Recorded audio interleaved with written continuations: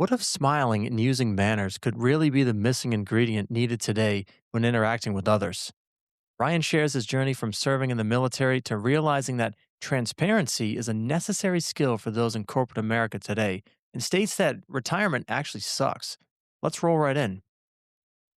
All right, welcome to the Work Sucks, but I Like It podcast. Today we've got Ryan Reichert here today. He brings more than 4 decades of life experience to his work, serving 23 years in the U.S. Army, and has translated his skills into the Fortune 500 world.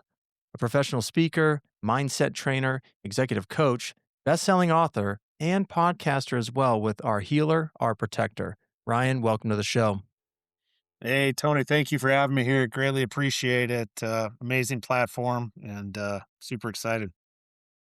Awesome. No, Ryan, let's jump right in here. So, first question right out of the gate, I always like to ask our guests here is how do you define work today? Yeah, work today is pretty special being, an executive coach, a speaker, an author. So, you know, I always say my day always looks the same. It starts with my three daily wins, my physical win, my mental win, and my spiritual win. I do all this between 5 and 9 so I can lock in my 9 to 5. And so the 9 to 5 ends up looking like basically reading, writing, coaching clients, building some form of the next course or writing the next book, and then actually pulling it all together and having a podcast while you travel the world. It is my dream life. And I never could have possibly imagined that it'd come to fruition. No, that's awesome, Ryan. So, I guess walk us back, take us back to how you got into all this, right? So, you started off in the military. I guess that kind of gave you the mindset of this structure. I love that you talked about your day, waking up with wins and then structuring it from there. But walk us through that kind of work that you did in the military.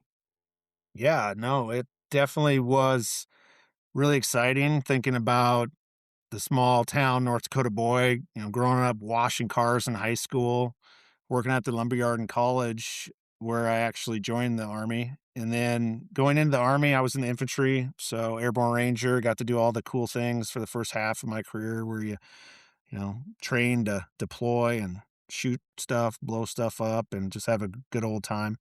And that's where that structure, just like, you said, came. We basically show up in the morning, have a meeting, go salute the flag, work out for an hour and a half, and then whatever the daily tasks were, be it going into the range or the motor pool, working on vehicles, stuff like that. Those are the things where you just really have a solid structure. And basically, though, I think at that point I really became like a nationalist and just purely focused on the dynamics of, train up, deploy, come home, have a good time. And that went on for 23 years. It was pretty awesome. I think in the end of it, I was a little let down. I had set the bar at being a full colonel in the Army, and I retired as a lieutenant colonel, so one rank below that. So it was something that I kind of struggled as I went into the corporate world, where like my first career per se, I felt that I failed at it, if that makes sense.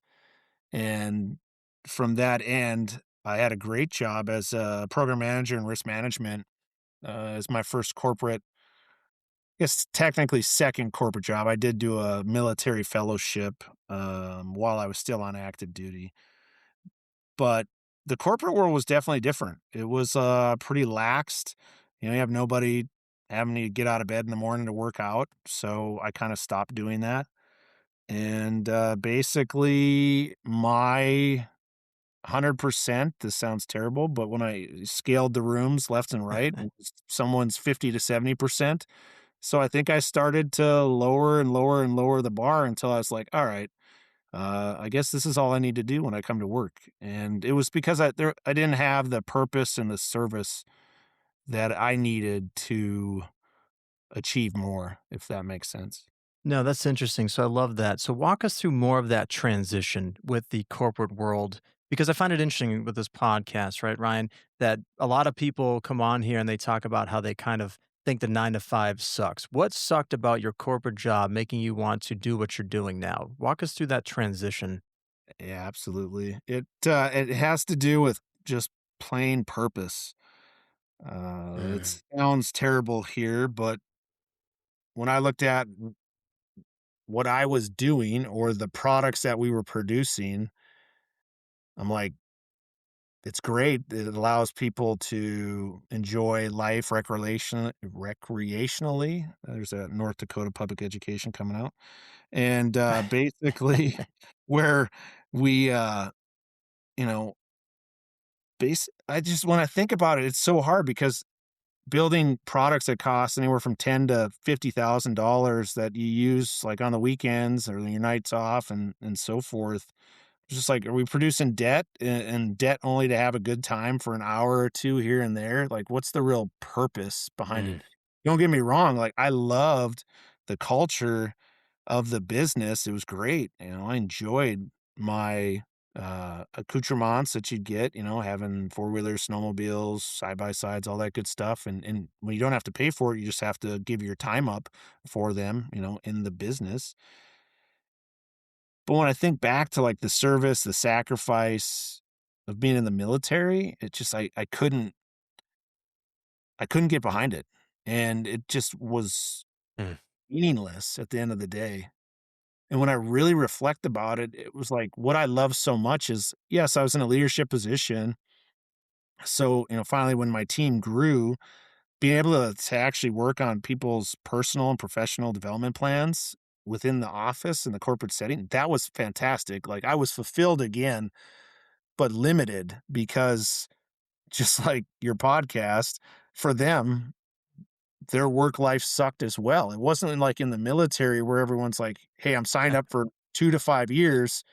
It's like being in prison, right? Hey, in 2 years, I get out of this. So, what's my plan going to be? What's my personal growth plan going to be?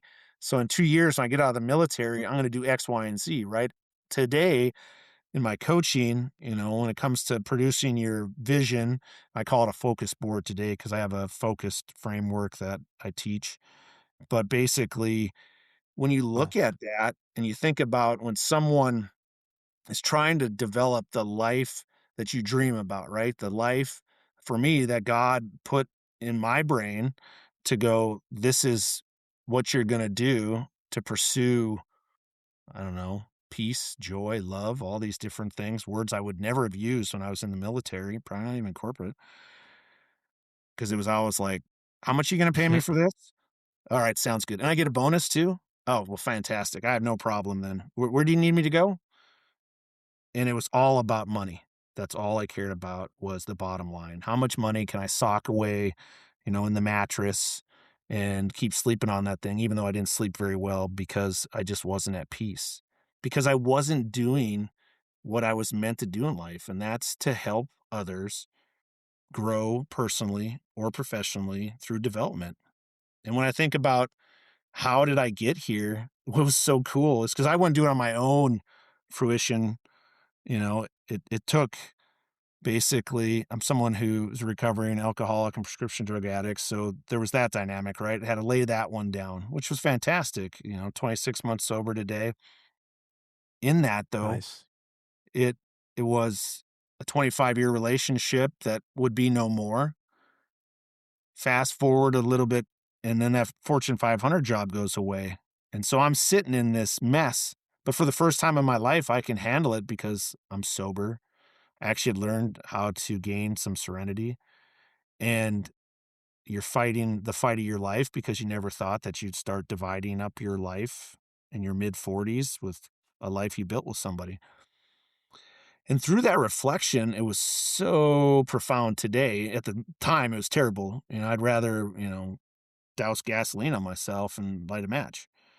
But realizing that I could truly reflect and start to clean Mm, off the backside of the mirror, and this is something when I, have people visualize, like, why when you see yourself are you so hard on yourself? And it's because as little kids, our lens, our life, the world, it's a window. It's not a mirror. You don't have anything that's happened really yet. And so, like, as things start to happen, like maybe you grow up in a broken home or your dad's an alcoholic or a recovering alcoholic, your mom's this and that, you start to dirty that window up. That window gets cloudy. And over time and space, it gets so dark on the backside of that window, it becomes a mirror, and all you can see is that brokenness, and it's a reflection of yourself through all the things that you absorbed and you let callous inside you. And so, roughly probably 15 months ago now, that's when I found myself starting the business, starting our protector development. Mm.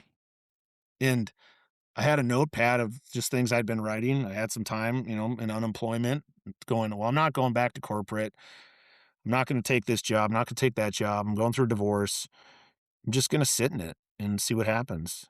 And yeah, No, that's cool, Ryan. So I guess not to like, go back to the days of what sucked at corporate, but I really am so fascinated with this on this show.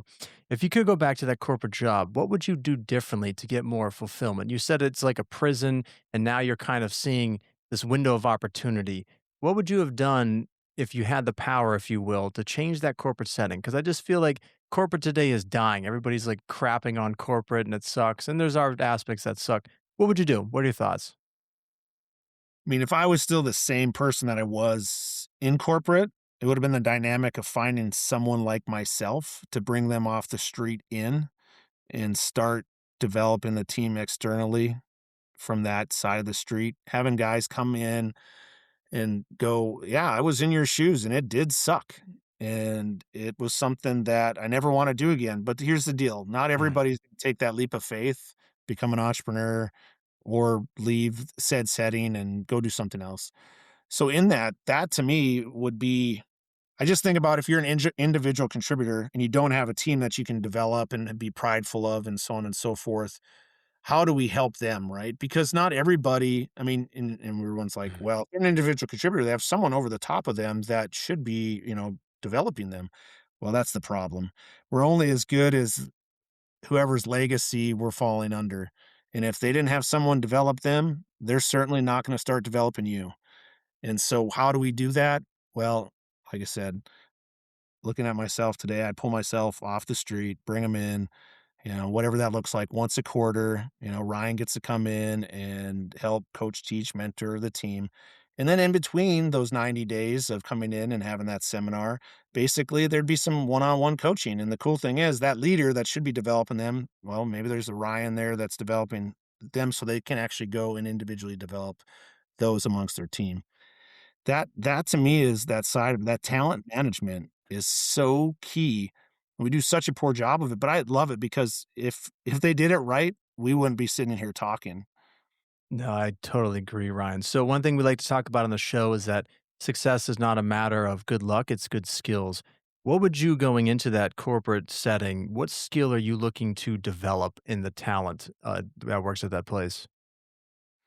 Oh, it's one that you can it's like ripping a Band-Aid off of, oh man, it's transparency. It's one of those that I call it it's the living truth. Ah, I love it. This dynamic of, well, you're a level what? Oh, you can't know about this. That's what G14 classified. And I'm just like, so how do you think I'm gonna bend over backwards for you when I don't know why we're doing what we're doing? And I was never somebody was like, well, I need to know the why. And then finding out though that, only if you're a 30 or 40 level. So if you're an executive, you can know this kind of stuff. That to me in itself, if there's no truth, there's no transparency, like what are you willing to do for somebody? Like if I know now, like the why, like I'll run through hell with gasoline underwear on. Like it's one of those things that I don't get that. I don't understand that today, but I've had such a transformation through the side of it of going like the truth set me free from all of that. And Mhm. so that in itself is, I think, like once you see behind the curtain, it's like, no, I can never go back again because I know what exists behind the curtain. The great and powerful Oz is just a man with a Yeah. microphone. And so I mean, I'm so grateful in my military career. I had, I don't know, 16 or 17 years when I finally got to see behind the curtain in the army. And I was like, thank goodness this didn't happen until right now. Cause I would have, whenever that did happen, shortly thereafter, I would have exited stage left just because it's ugly. It's messy. and there is no transparency. So yeah, that work sucks, right? Trying to be transparent. I totally agree. And I love what you said. So clean the backside of the mirror. So let's kind of shift this conversation now to your coaching that you do and the mindset training that you do. How do you help people become more transparent, I guess, with themselves? What do you mean by transparency? Can you kind of build on that? Yeah, no, it literally just like talking about cleaning the backside of the mirror off to turn it into a window again is every cloud or smudge or whatever it is, getting your Windex out and starting to clean is a truth. Why do you think that work is hard for people? Why do people not want to clean their smudges in their life? Like, what's an example? Can you walk us through without Yeah, disclosing any, personal a information with your clients? absolutely, I have no problem because, like, it's all out there. I had to do it. If I didn't do it, like, I wouldn't be able to live.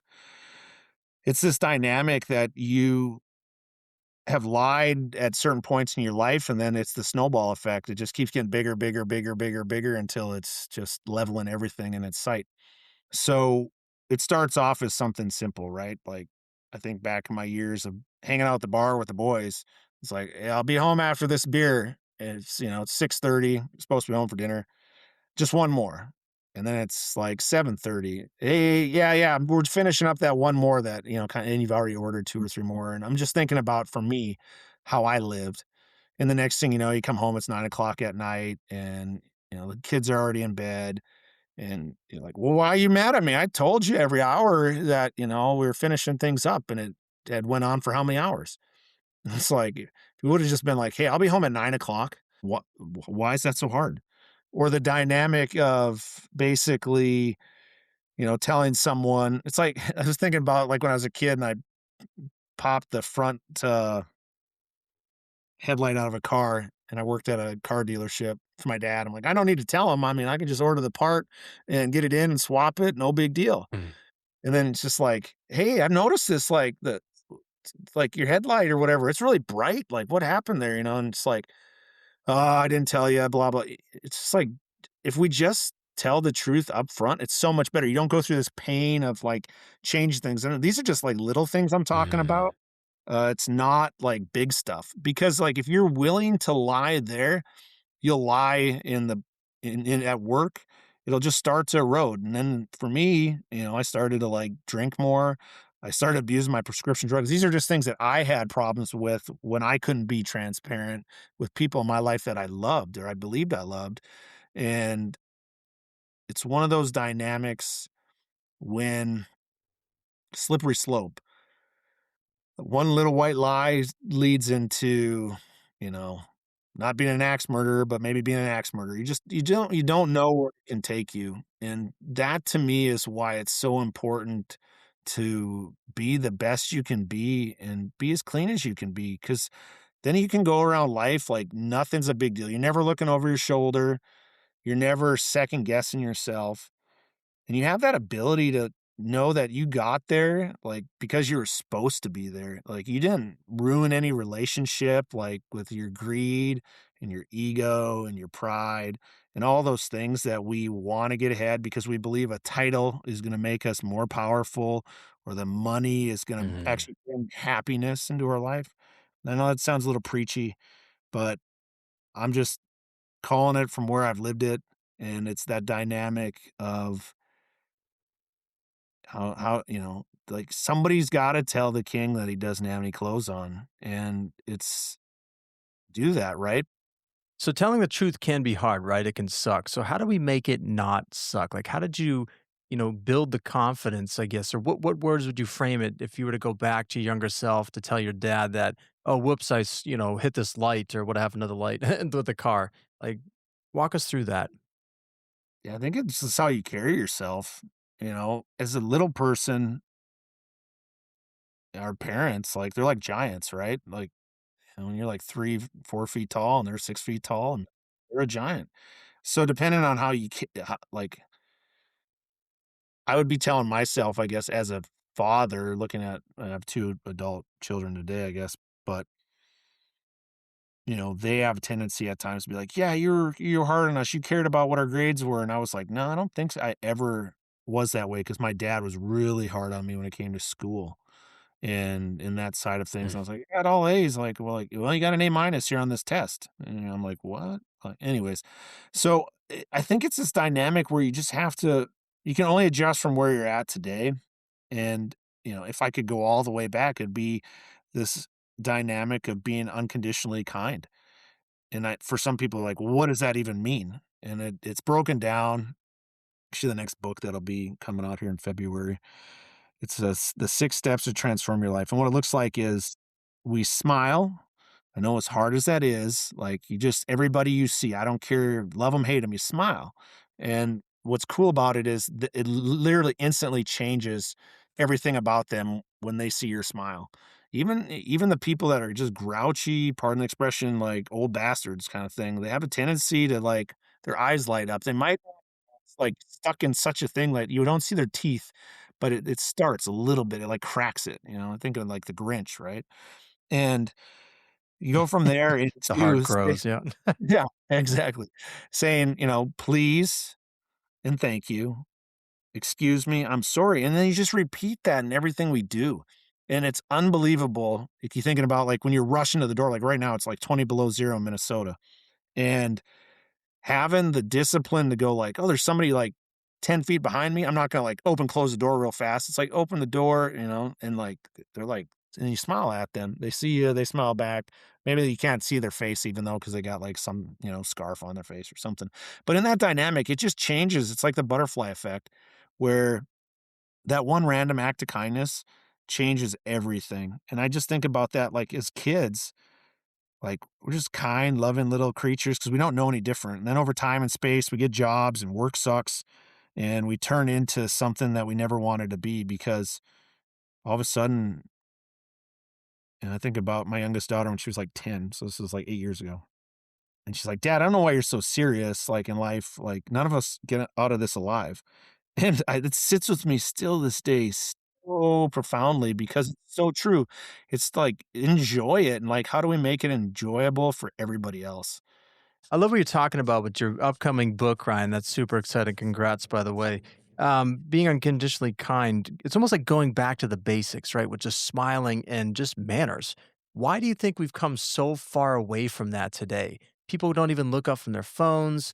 They don't say their manners, please and thank you. Why have we drifted so far away from that? Yeah, I think it's just the world we live in, right? It's super fast paced. We can have everything at our fingertips where before we had to wait for it. We had to have patience. I think all the time, like just as we're like talking, before we came on the show, like our internet connection was slow, right? And we're like, "Well, what are we going to do? Do we still do the show? Do we not do the show?"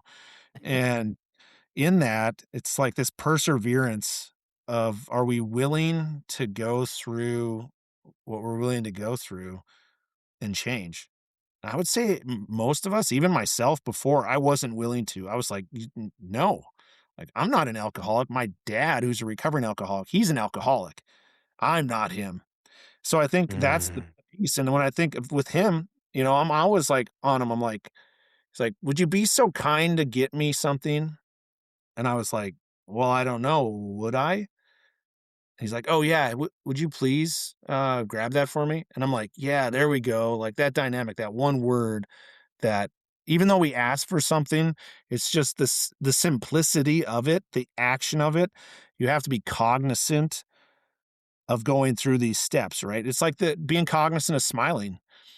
Where people like today, what they call Mm. it, RBF, like resting bitch face or whatever it is, like, and you see that on someone, you're like, man, Yeah, yeah, yeah. like, what's it gonna take to get them to smile? What it takes is you smiling at them. Like you are the one that has to do it. And then like you say please and thank you, it's like, oh yes. Because if you think about life, like service is the greatest job ever. And we all serve at some echelon, whatever it looks like. Even in the corporate environment, we're serving to, X, Y, and Z. And it's something that if we can take that on in our actions and in that kindness, just think about how that perpetuates in everything else we do in life. That's all. No, that's amazing, Ryan. No, thank you. So, you listeners out there, Ryan and I met on the Pod Match service, and I just remember asking Ryan, I want to ask him now that we're, doing this chat. I said, "What do you do?" Right? I have a hard time with that question. I have a hard time answering that. Ryan, let's circle back to kind of the first interaction we had with Podmatch. Um, Walk us through what do you do? Why do we even ask that? And why do we answer it the way we do? Man, he put me, like, hard on the spot of, like, what did I actually Not like, what just did I coming you actually up, I know. say? But no, because this is something where it's really true in everything that we do. It's something before I'd be like, "Well, I'm a Fortune 500 risk manager that, blah, blah, blah, blah, blah."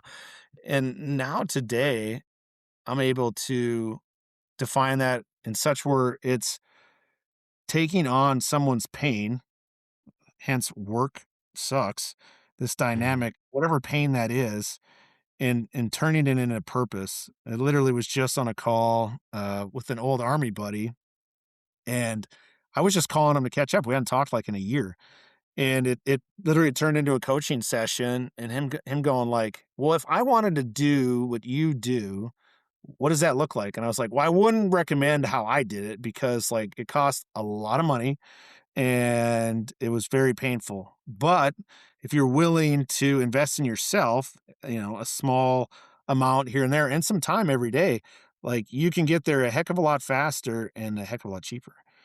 And but the fear is, how am I going to do that? And I was like, well, you don't have to give up your day job. Mhm. You just have to be a little bit better at managing. Like when people say, I wake up at 4 o'clock every morning, I don't get it. I'm not sleeping very well. I'm like, "Did you not realize like maybe there's a reason why maybe you're supposed to get off your butt and go to the gym." Oh, I normally sleep until 8 o'clock or whatever, and then I go to the office. I was like, dude, like I just opened up 4 hours of your day right there. Like, think about that. That could literally, if you worked from 4 a.m. to 8 a.m. every day, going to the gym, starting to literally invest in your trade and craft. No one can see it like here, but all these books behind you, Tony. I'm going like, man, look at all that wisdom and this dynamic where you start investing there, and then like an hour of that time, you're like, okay, what's my vision? What's my mission? What's my dream Mhm. life? And that dream life has a professional aspect to it. We always think our dream life is only this personal side of things. It's like if you're doing that, I mean, really? We spend how many hours, like, working? Like, wouldn't you want those hours, like, to be part of that dream life, not, like, the work sucks part? Mhm. And so, it really is that we all have this purpose, and we all have gifts, and we all have talents, and you might just have to put the work in while you're doing the work sucks part. That'll get you to, like, the full circle dream of things. No, that's awesome, Ryan. So I'm gonna throw another nice question at you. Is what do you think of the word retirement? When I say the word retirement, what thoughts come to mind? What do you think of that word in the Doesn't context of what we it does do with work? right. It doesn't exist today in my lexicon. It's this dynamic I before was like, agree. at 59 and a half, I'll be retired. And what does that look like? I'm going to go golfing every day. We're going to go to Hawaii for a month every winter. And we'll have cakes and pies with Steve and Joanne on Fridays. We'll play cards every other Wednesday. And it's going to be so amazing. And I've done that and it sucks. So if you want like work sucks, retirement will suck. And so what that looks like to moving forward for me, retirement, like I am retired right now. And people will be like, "No, you're not. Like I see you like you're working your butt off." And I'm like, "No, it's not work, dude. Like this is my dream. Like I'm doing like the thing, my vision. If you looked at my vision board, which I call it a focus board today, it's a whole nother side of the street, but they're the same thing. And they literally like I look at a year ago, I'm like, "Okay, got that, I didn't get that. Oh, you know why I didn't get that? I wasn't specific. Like, I didn't put, like, this many figures on the business. I just put, like, the business would be doing better. Well, what's better mean? Like, it's like, it is. The business is doing a ton better than it was a year ago, but you have to get so specific on what you want, and you'll get it. That's the problem we have, I think, all the time. I wanna retire. Okay, what does that look like? It should look like whatever you want it to look like. And so, really, work's a blessing at the end of the day, but I think we just had the definition wrong. No, that's awesome. Ryan, well, it's been a pleasure having you on the show. If the listeners, want to develop their focus boards or learn about your books or work with you to clean the backside of their mirrors, if you will, where's a good place for them to land? Yeah, ourprotectordevelopment.com's the best hub of hubs. And, if it's one where you just want to kind of do a drive by, because most of us are on social media at some point in our life, Ryan T. Reichert or Army RT 1978. I still have my Yahoo email account license plate out there. So, yeah. Nice. Awesome. Well, Ryan, it's been a pleasure. Thank you so much. Thank you, Tony. Truly blessed. Appreciate you. Ryan challenges us in this episode to ask about what our hours look like during the day and how we spend it. Put the work in while you're doing the work, even when it sucks, because work is a blessing, and we really have the definition wrong. Our dream life is comprised of both a professional aspect and not just a personal aspect to it. Remember, success is not good luck, it's good skills. And the skill for you today is to define work for you. You've heard me ask every single guest on the show how they define it. So grab a pen and a piece of paper, obviously, if you're not driving, and write this down. If you want help in cleaning the backside of the mirror, well, reach out to Ryan for his coaching to help you out in realizing this work and dream life for you. Thanks for listening. If you have been inspired by the episode and the show, leave us a comment and write a review sharing your positive story for the community.